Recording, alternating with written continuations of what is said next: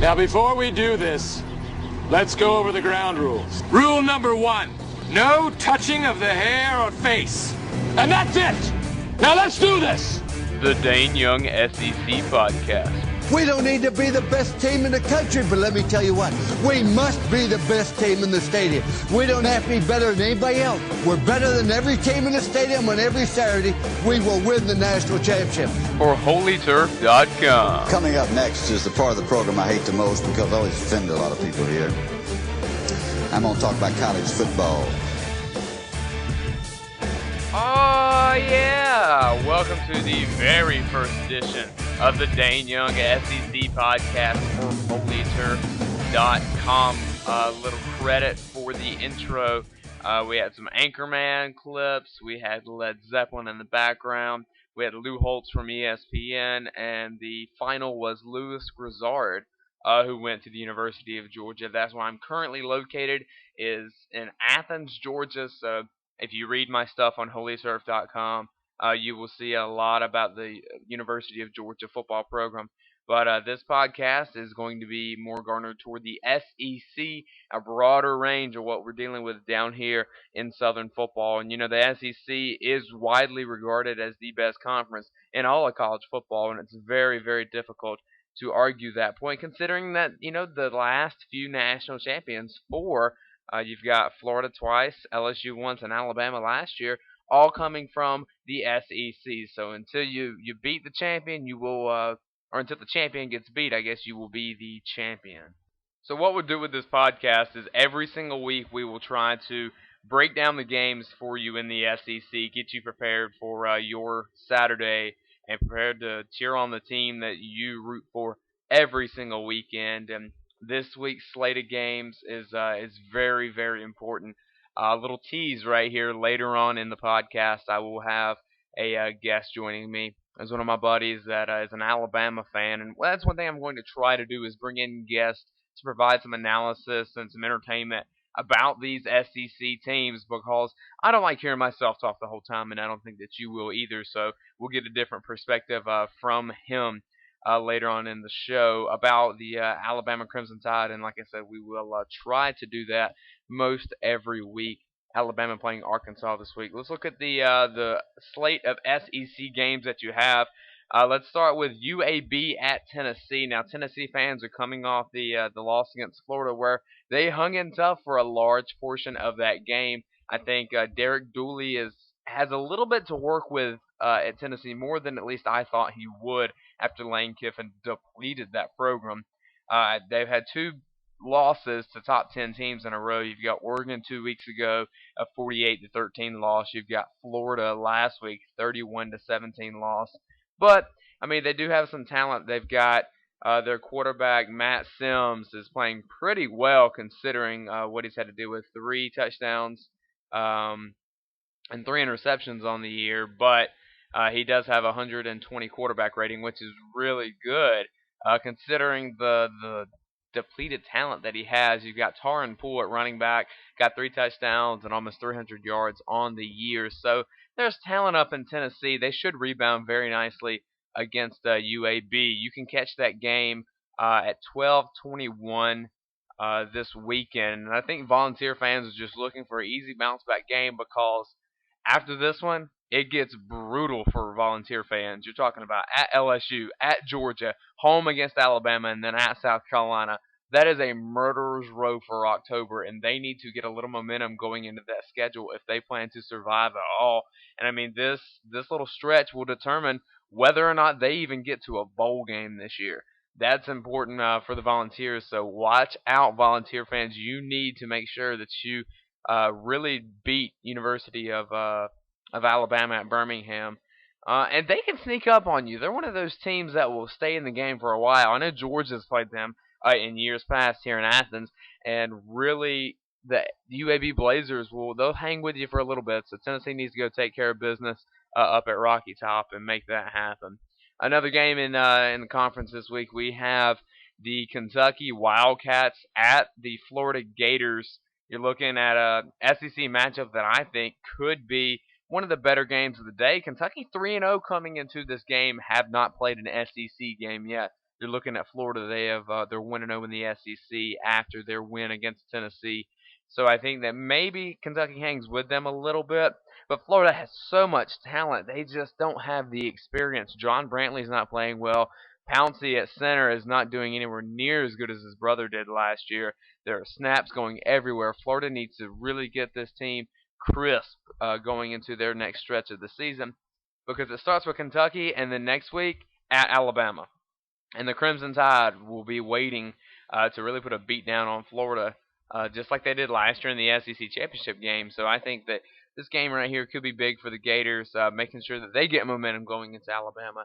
You can catch Florida and Kentucky 7 o'clock on ESPNU. So I really think that John Brantley needs to become a more polished passer in this game. Needs to make sure that he gets the ball in his playmakers' hands. Deontay Thompson has been okay this year, but he's yet to have a touchdown. Jeff Demps is playing pretty well. He's got 2 touchdowns, 310 yards on the season. So we'll see what Florida's got. I really don't know still. They looked bad against Miami of Ohio. They looked bad against South Florida, and they looked okay against Tennessee. But in all those games, they scored more than 30 points and held their opponent under 20. Now, if you do that every game, you're going to be fine. But I mean, they're 103rd in the country in passing yards, 52nd in rushing yards. Their defense is actually doing pretty well, giving up just over 14 points a game. I think that when you look at the talent on this Florida team, they should be playing better than they are. Now, one of these games coming up, it will slip up and the Gators will lose. Okay, you got Kentucky, you got Alabama, you got LSU, Mississippi State, Georgia, Vandy, South Carolina. I mean, that's a lot of SEC battles going on right there, and I know that happens every single year. But Kentucky might be looking ahead. I mean, Florida might be looking ahead to Alabama and not thinking about Kentucky. Kentucky's actually played pretty well so far this season. They started off the season with a win against Louisville, then they play Western Kentucky and Akron. Now, you can say, yeah, well, you know what, Dayne, they really haven't played anybody. Trust me, I realize that. But a lot of times, if you beat the people that you're supposed to beat, that's how you garner respect. And they're not supposed to beat Florida, so we'll see what happens with this game right here. They've got Derek Locke, who I think is one of the best running backs in the country. Got 5 touchdowns on the year, averaging over 6 yards a carry already for the Wildcats of Kentucky. So you can catch that one in the nightcap. We have a lot of games in the SEC that are out of conference against non-conference opponents. You've got the Ole Miss Rebels against Fresno State, and I'm telling you, you better watch out in this one. Ole Miss has looked pretty awful considering that Masoli joined the program. You thought maybe they had a little more talent, but losses to Vanderbilt and Jacksonville State. Wow, not the way you thought that Ole Miss would open the year. They did beat Tulane, but I'm actually worried for the SEC in this one that they will lose to the WAC opponent in Fresno State. The game is at Ole Miss, so you would think that that bodes well for the Rebels, but I'm just not quite sure. Masoli's looked okay. I mean, he's put Nathan Stanley on the bench. Masoli 580 yards, and he's running the ball a little bit too, so maybe that just needs to gel more. But Fresno State is not a slouch team at all. You can't overlook the talent that they have. You're talking about a quarterback that's already thrown 5 touchdowns, and Ryan Colburn with the Bulldogs of Fresno State. Pat Hill will have his team ready. They're one of those teams that always travels pretty well into hostile environments, and the Grove it needs to be hostile. I'll put it that way, because they have a stretch coming up later in the season.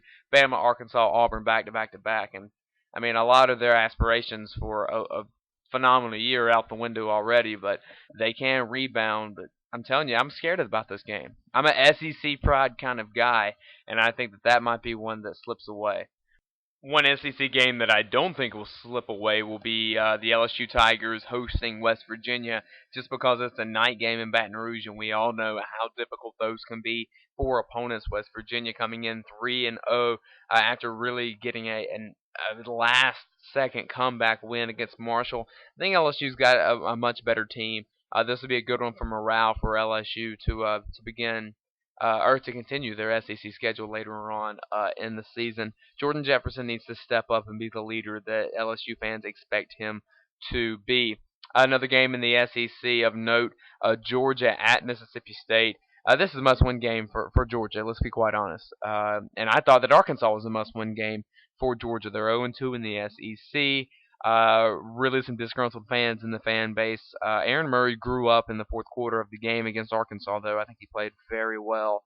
We'll see what they've got on the road. They do need to win this game, and they will get A.J. Green back next week, so they can be 2-2 after A.J. Green. With 2-2 with A.J. Green coming back, it should help out. Maybe they can get a little more momentum. I do want to leave the rest of the time in the podcast to the final two games of note. South Carolina at Auburn. That should be quite the game that could determine who does well in the SEC and who could possibly end up in Atlanta. This is number 12 in the Gamecocks and number 17 in the Auburn Tigers. Expect a lot of Lattimore and then more Lattimore and then a little topping of Marcus Lattimore in this game because it worked against Georgia, so I think Steve Spurrier will try it again. This freshman is a stud. Ran all over the Dogs 2 weeks ago. Auburn coming off a hard-hitting game against Clemson, so we'll see what they have left. The carts are being brought on the field so much. It's good to see that style of hard-hitting football with Auburn and Clemson. So I think Auburn's probably a little bit beat up. South Carolina played Furman last week, so that punching bag is just really helped get them in rhythm. And I think South Carolina will probably win this game, but we'll see. This will really determine the future of the SEC. East versus West. This is a big matchup, so keep an eye on that one. It's a 7:45 kickoff for that one. And the final game that we're going to talk about is the biggest one in the country. It is Alabama and Arkansas. The Crimson Tide of Alabama do travel to Arkansas this week, and one thing I want to do on this podcast is bring in the cast of characters around my life. And Zach is on the phone. He's one of my good buddies. He is an Alabama fan, so he's let a championship go to his head, haven't you, Zach? That's right.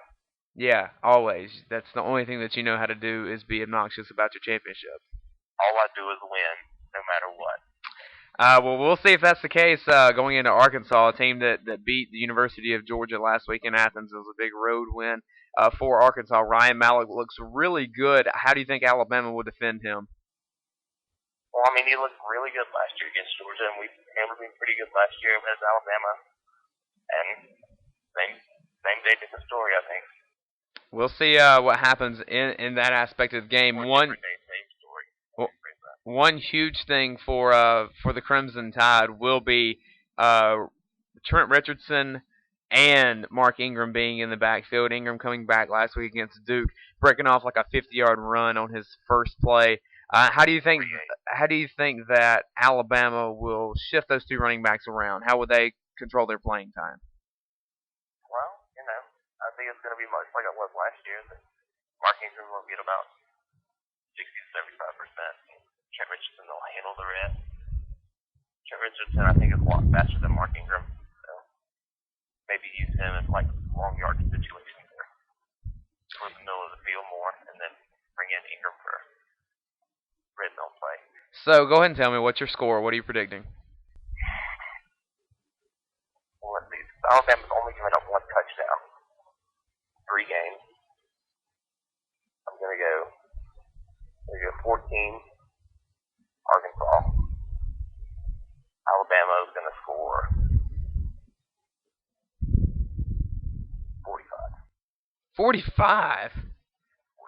So 45 to 14 is that's the obnoxious Alabama fan in you. Really? Because the lowest amount of points they scored all year is against Penn State, 24, and they have a much better defense than Arkansas.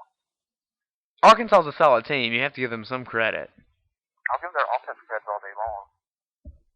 What's the key for the key They to? let UTA come back on them. So that defense just played without a heart.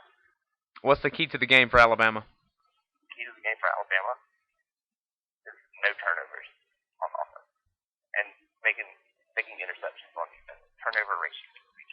Well, that is the key from Zach. You will hear him on the podcast quite often, as he is one of my big people in my social circle with college football. So this has been the first edition of the Dayne Young SEC podcast for HolyTurf.com.